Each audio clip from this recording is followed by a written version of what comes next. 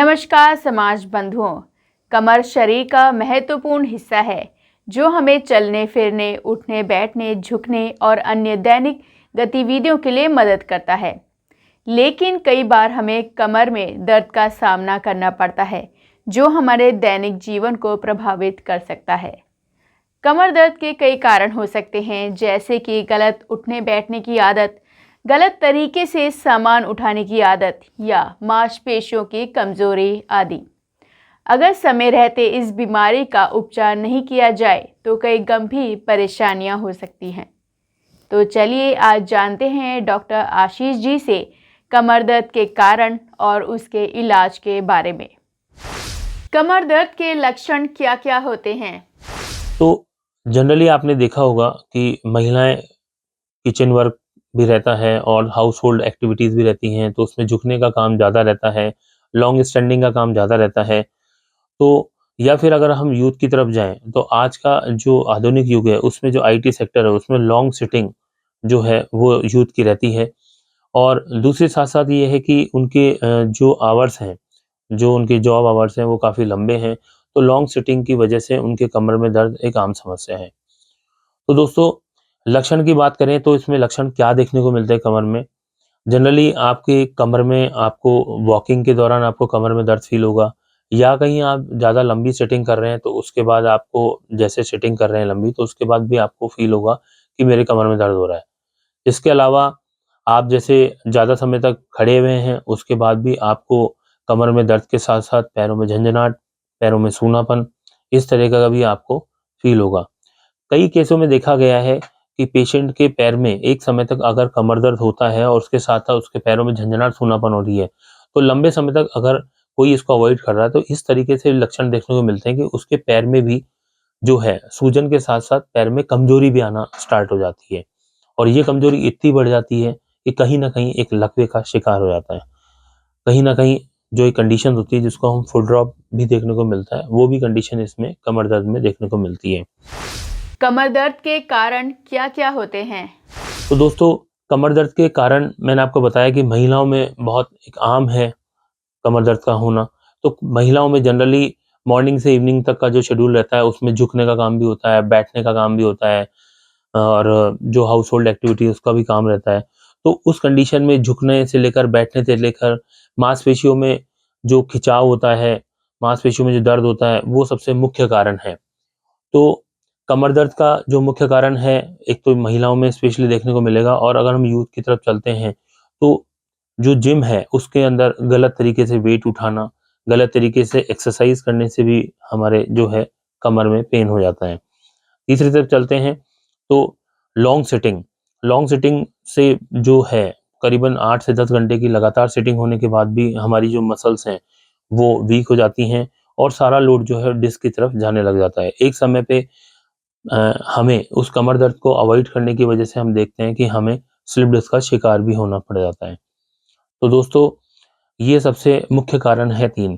अब कारणों की तरफ चलते हैं, तो पहला मैंने आपको बताया कि स्लिप डिस्क। स्लिप डिस्क में बेसिकली जनरली आपको जो सिम्पटम देखने को मिलेंगे, पैरों में झंझनाहट, पैरों में सूनापन, ये स्लिप डिस्क अगर प्राइमरी लेवल पे देखें, तो लंबे सिटिंग के बाद किसी भी, हम कई बार जनरली हमारे पास पेशेंट आते हैं तो हम देखते हैं वो लंबे समय तक बैठे रहते हैं, तो उस समय कई बार वो हिस्ट्री देते हैं कि मैं पूछता हूँ कि आपको कमर में दर्द कब से था? तो पेशेंट का कहना होता है कि सर मुझे पेशेंट जो कमर का दर्द है वो पिछले 1 या 2 साल से है, लेकिन अब मेरे जो है पैरों में झंझनाहट, सूनापन स्टार्ट हो गया।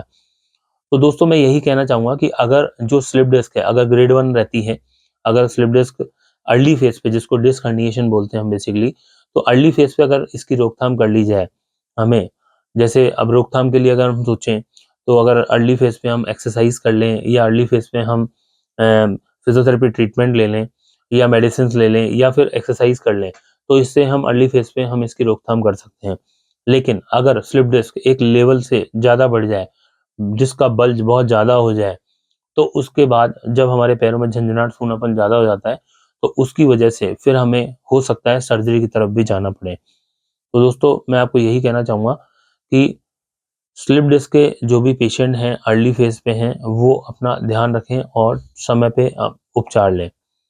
अब दोस्तों चलते हैं दूसरे कारण की तरफ। तो दूसरा कारण स्लिप डिस्क के बाद मैं चलता हूँ, तो कई बार क्या होता है कि हम जब लंबे समय तक बैठते हैं, लंबे समय तक बैठने के बाद हमारे कमर में दर्द होता है। कमर में जब दर्द होता है तो हम उसको अवॉइड करते हैं।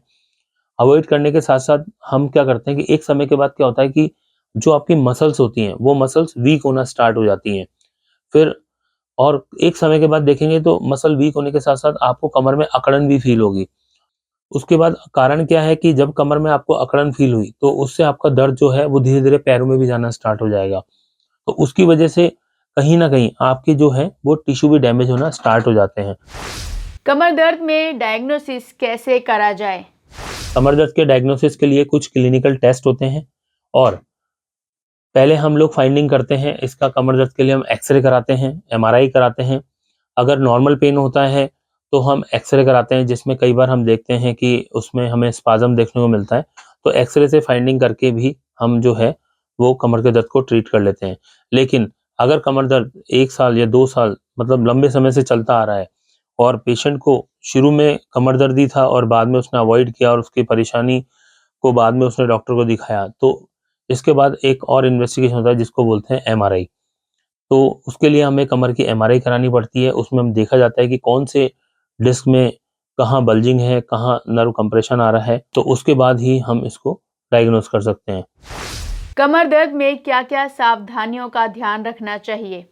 कि जैसे हमें लंबे समय तक बैठना नहीं है और कोशिश करें कि हम अगर कमर दर्द है हमें, तो हमें नीचे नहीं बैठना चाहिए, आलती-पालती नहीं मारना चाहिए, करवट लेके उठना चाहिए। वज़न उठाते समय घुटनों के सहारे नीचे जाके फिर हमें वज़न उठाना चाहिए और रेगुलर जो है वो हमें व्यायाम करना चाहिए, स्ट्रेचिंग करनी चाहिए और एक्सरसाइज़ेज़ करनी चाहिए। तो इस तरीके से हम जो कमर दर्द है उससे हम निजात पा सकते हैं। हमें अपनी जीवन शैली में क्या सुधार करना चाहिए? हम लंबे समय तक बैठे रहते हैं और उस कमर दर्द को हम नज़रअंदाज करते हैं। एक समय के बाद क्या होता है कि धीरे-धीरे जो हमारी मांसपेशियाँ हैं, वो टाइट होने लग जाती हैं। जब टाइट होने लग जाती है, तो टाइट होने के कारण क्या होता है कि हमें मॉर्निंग में अकड़न रहती है या हम कभी आगे झुक जाते हैं, तो उसमें हमें बहुत असहनीय पेन हो जाता है। असहनीय पेन होने के बाद हम इस तरीके के लक्षण को देखते हैं कि हमसे चला भी नहीं जाता है। हम पकड़-पकड़ के चलते हैं और इतना तेज पेन होता है कि हमें उनमें दवाइयों से भी आराम नहीं मिलता है। क्योंकि वहाँ पे कुछ मसल्स होती हैं जिसको हम पैरास्पाइनल मसल्स बोलते हैं, वो नहीं एक्सरसाइज़ करने की वजह से रेगुलर मतलब जब हम एक्सरसाइज़ नहीं करते हैं तो मांसपेशियाँ जो हैं कमज़ोर हो जाती हैं, टाइट हो जाती हैं, उस वजह से वहाँ के जो टिश्यू हैं, वो डैमेज हो जाते हैं। तो हमें बेसिकली ऐसी कंडीशन में हमें बेड रेस्ट करना चाहिए। बेड रेस्ट करके या तो हमारे किसी भी नियर बाय फिजियोथेरेपिस्ट या किसी भी ऑर्थोपेडिक या न्यूरोलॉजी डॉक्टर से कंसल्ट करना चाहिए, ताकि हम उस दर्द से निजात पा सकें। कई बार क्या होता है कि हमारे जॉइंट में पीछे झटका आ जाना या फिर एक जॉइंट होता है जिसको हम बोलते हैं सैक्रोइलियक जॉइंट, जो कि सैक्रल बोन और हमारी हिप की जो इलियक बोन है उनसे मिलके बना होता है। तो सैक्रोइलियक जॉइंट में भी कई बार हम जब कूल्हे के सहारे से गिर जाते हैं या बैक में एक बार बैक से गिर जाते हैं, तो हमारा सैक्रोइलियक जॉइंट का डिसफंक्शन हो जाता है। जहाँ पे बेसिकली उस जॉइंट का जो है 2 से 3 डिग्री मूवमेंट होता है। तो ऐसी कंडीशन में हमारे जो जॉइंट है वहाँ पे काफ़ी असहनीय पेन होता है। वो आपको जो पेन फ़ील होगा वो कमर के बिल्कुल जस्ट पास की तरफ वो फ़ील होगा और वो एक तरफ ही लगभग फ़ील होगा। तो ऐसी कंडीशन में हमें बेड रेस्ट करना चाहिए और किसी भी डॉक्टर से सलाह लेके उसको ठीक करना चाहिए। सबसे पहले चीज़ ये है कि हम सुबह-सुबह मॉर्निंग वॉक करें। दूसरी चीज़ ये है कि अच्छा अंकुरित आहार लें, जो भी प्रोटीन डाइट है या मतलब कैल्शियम डाइट है, इस तरीके की डाइट लें और रेगुलर हमारे को कमर की से लेकर घुटनों से लेकर सबकी हमारी बॉडी की कुल मिला के फ्लेक्सिबिलिटी होनी चाहिए, वो सारी हम एक्सरसाइजेस करें। तो आज आप लोगों ने डॉक्टर आशीष जी से कमर दर्द के बारे में जाना। ऐसी और जानकारियों को देखने के लिए हमारे चैनल को सब्सक्राइब करें, जिससे आप आने वाली बीमारियों से सतर्क रहें और साथ ही लाइक, शेयर, कमेंट करना ना भूलें। तो चलिए, अगले शुक्रवार फिर से मुलाकात होगी। तब तक के लिए दीपिका को दीजिए इजाज़त।